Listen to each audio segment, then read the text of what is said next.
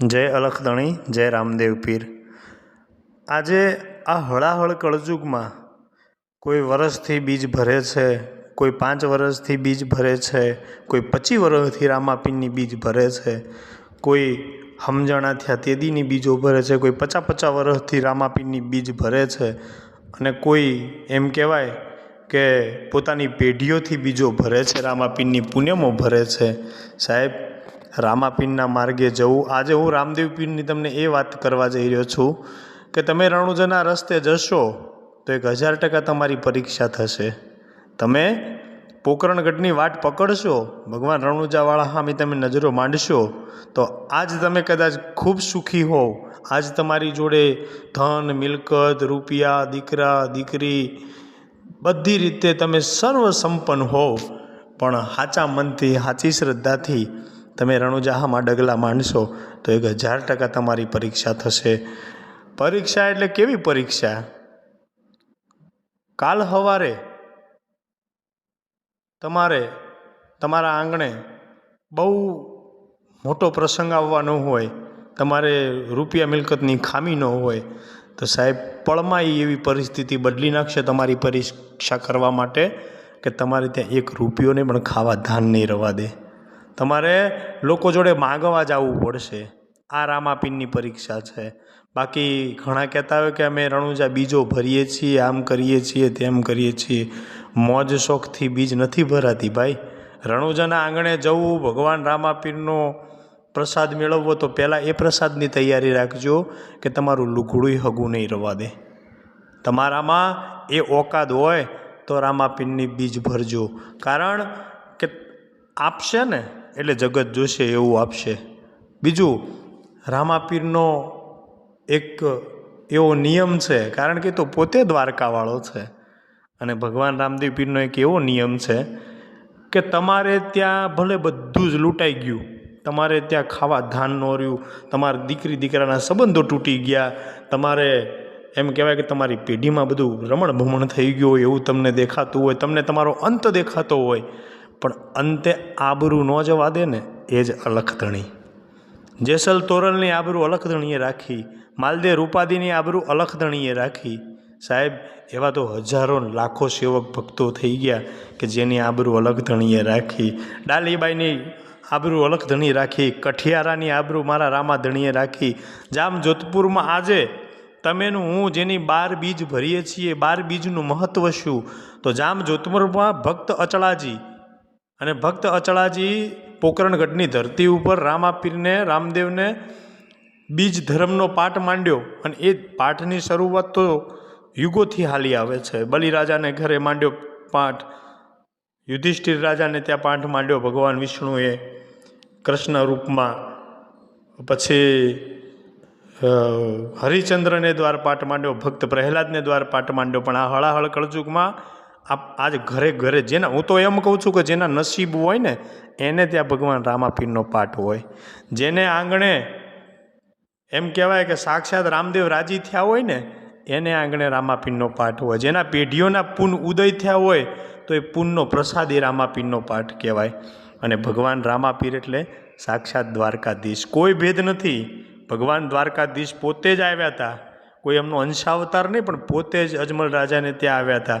એ બધા પરચા, એ બધી સાહિત્યની વાતો તમે હું જાણીએ છીએ, પણ વાત મારે એ કરવી છે કે જામ જોધપુરમાં આજથી 500-600 વર્ષ પહેલાં જામ જોધપુરમાં ભક્ત અચળાજીએ રામદેવ પીરનો પાઠ માંડ્યો, અલખધણીનો, નકળંગ ધણીનો પાઠ માંડ્યો, અને એ પાઠમાં જામ જોધપુરથી ભક્ત અચળાજી એમ કહેવાય કે ગાડું લઈ અને પોકરણગઢની ધરતીમાંથી આવ્યા અને રામાપીરને વાયક આપ્યું કે પ્રભુ મારે ત્યાં તમારા નામનો પાઠ છે તો તમે મારા પાઠમાં પધારજો। પણ રામાપીરે વાત કરી, કારણ કે હરબુજી રામદેવ પીરના એમના સગા ભાઈ જેવા હતા, એમના મામાના દીકરો, એ મામા ફઈના દીકરા હતા રામાપીરને હરબુજી બે।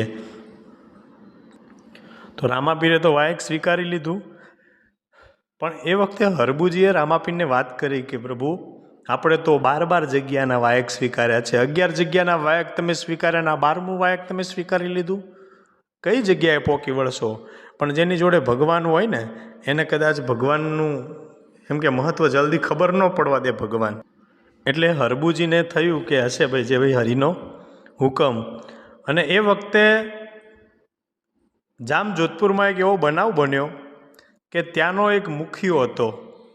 અને જ્યારે રામાપીરનો પાઠ માંડ્યો, તમે હું બધા જાણીએ છીએ કે આપણા ગામમાં, આપણા ઘરમાં કે ગમે તે જગ્યાએ ગામમાં રામાપીરનો પાઠ હોય તો એની તૈયારીઓ 4-4, 5-5 દિવસ અગાઉ ચાલુ કરવી પડતી હોય. આપણે એ માંડવા નખાય, એ રસોઈયાને આમંત્રણ આપવું પડે, રસોઈ કરવાનું કંદોયાને કહેવું પડે, માંડવાવાળાને કહેવું પડે, પાણીવાળાને કહેવું પડે. તો એ વખતે પણ એ સંજોગની યોગ્યતા પ્રમાણે એ સંજોગની તૈયારીઓ થતી હતી.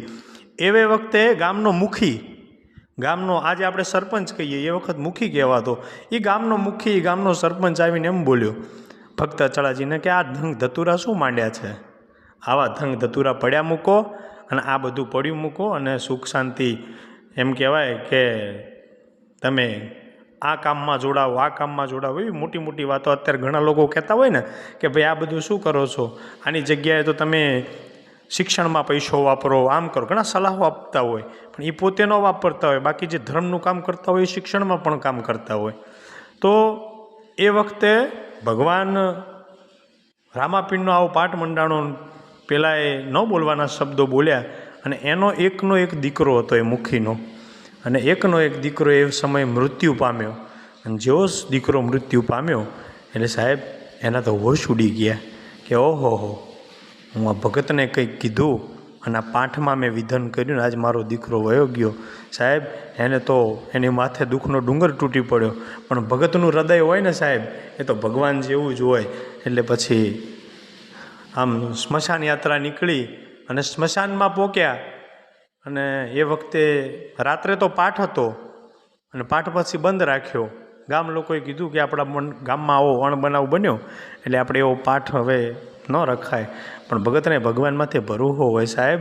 એ અચલોજી સ્મશાન યાત્રામાં રામ બોલો ભાઈ, રામ રામ નામ સત્ય છે, આવું બોલતા બોલતા આખું ગામ વયું જતું હતું. પણ ભક્ત અચળાજીના મનમાં ને એમના હૃદયમાં એક જ હતો કે રામ મારો રામો પીર, ભગવાન મારો રામો પીર, આ જે કરશે એ કરશે એ મારો રામો પીર.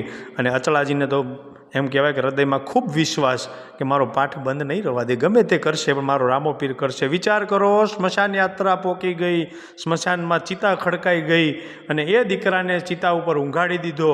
અને સાહેબ ઘોડાના ડાબલા વાગવા માંડ્યા દક્ષિણ દિશામાંથી ઘોડાના ડાબલા વાગવા માંડ્યા. તમે આજ પણ રણુજાની ધરતીમાંથી જાઓ, જામ જોધપુરથી રણુજા દક્ષિણ દિશામાં છે અને દક્ષિણ દિશામાંથી ઘોડાના ડાબલા વાગવા માંડ્યા. અને એમ કહેવાય કે ધોળો ઘોડો, લીલો નેજો અને મારો ધણી સાહેબ એમ કહેવાય કે ધોળી ધજા માથે. અને રામાપીરના ચિહ્ન છે ધોળી ધજા અને લીલો નેજો. અને જેવા ઘોડાના ડાબ વાગવા માંડ્યા ને આમ અચળાજીને દેખાયું કે આવ્યો મારો બાપ, આવ્યો મારો જગતનો નાથ આવ્યો. સાહેબ અખિલ બ્રહ્માંડનો માલિક ધોળા ઘોડે ચડીને આવતો હોય એ દ્રશ્ય કેવું હશે. અને જગતનો નાથ ત્યાં સ્મશાન યાત્રામાં. હું તો એવું કહું કે એ મુખીના નસીબ કેવા, એ દીકરો જે સ્મશાનમાં ઊંઘ્યો હતો એ મૃત્યુ પામેલા દીકરાના નસીબ કેવા, એ ગામના નસીબ કેવા કે આખી જગતનો બાપ આજ ઘોડે ચડીને દીકરાને હાજો કરવા આવ્યો. અને એમ ભાલાનો આગળનો મુખનો ભાગ એના જમણા પગના અંગૂઠે ભગવાન રામાપીરે અડાડ્યો. પહેલાં તો અચળાજીને પૂછ્યું કે આ બધું શું થયું છે, કે ભગવાન તમારો પાઠ છે ને તમને ખબર છે ને તમે મને પૂછો છો. બધી વાત જણાવી, આ રીતનું થયું છે. એમ કહેવાય કે જમણા પગે ભાલાનો, ઘોડા ઉપર બેઠા બેઠા ભાલાનો અગ્ર ભાગનો ખૂણો અડાડ્યો અને દીકરો ઊભો થયો અને દીકરો પગમાં પડી ગયો. સાહેબ જેને ભગવાન અડી જાય ને એના તો ભવના દુઃખ વયા જાય. એટલે પછી દીકરો ઊભો થયો. ઊભો થઈને દીકરાએ એવું કીધું કે પ્રભુ મને ખબર નહીં કે હું કઈ પથારીમાં ઊંઘતો હતો, પણ હવે જીવીશ ત્યાં સુધી તારા આ નામનો જાપ કરીશ, જીવીશ ત્યાં સુધી અલખ ધણીના આ હું પાઠ કરીશ. સાહેબ મુખીનો દીકરો એવું બોલી ગયો ને મુખીને તો એમ કહેવાય હરખનો પાર ન રહ્યો. જે મુખી ના પાડતો હતો, જે ધણી ના પાડતો હતો કે ગામમાં આવા કોઈ ધંગ ધતુરા ન થવા જોઈએ, સાહેબ એનો એ મુખી પછી આ જગતને રામાપીરના પાઠમાં પાણી પાતો હતો. આ રામાપીરના પરચા છે, આ ભગવાનના પરચા છે. આગળની વાતો ઘણી કરશું ને એ જ સમયે જે વખતે મુખીનો દીકરો ઊભો કર્યો, રાત્રે પાઠ મંડાણો, તો એ વખતે 12 જગ્યાએ વાયક હતું ને 12 જગ્યાએ ભગવાન રામાપીરે એક જ સમયે, એક જ તિથિએ, એક જ દિવસે અને એમ કહેવાય કે હર એક પાઠમાં ભગવાને 12 જગ્યાએ હાજરી પૂરી એ સમયે ભગવાન રામોપીર 12 બીજના ધણી કહેવાના. એટલે બીજ ભરવી એ જેવા તેવાના કામ નથી. ઘણા કહેતા હોય કે ભાઈ ફલાણો ભાઈ તો 12 મહિનાથી બીજ ભરે છે, ફલાણો ભાઈ તો 6 મહિનાથી બીજ ભરે છે, ફલાણો ભાઈ તો 25 વર્ષથી બીજ ભરે છે. સાહેબ એમના નસીબ છે, તમારા ને મારા એટલા નસીબ નથી કે આપણે એના આંગણે જઈ શકીએ. કારણ કે ઘણા લોકો પોકરણગઢથી પાછા વળેલા છે, ઘણા લોકો બાડમેરથી પાછા વળેલા છે સાહેબ, ઘણા તો રણુજાના ઝાંપેથી પાછા વળેલા છે. કારણ કે એનો હુકમ ન થાય ને ત્યાં સુધી એના દર્શન ન થાય.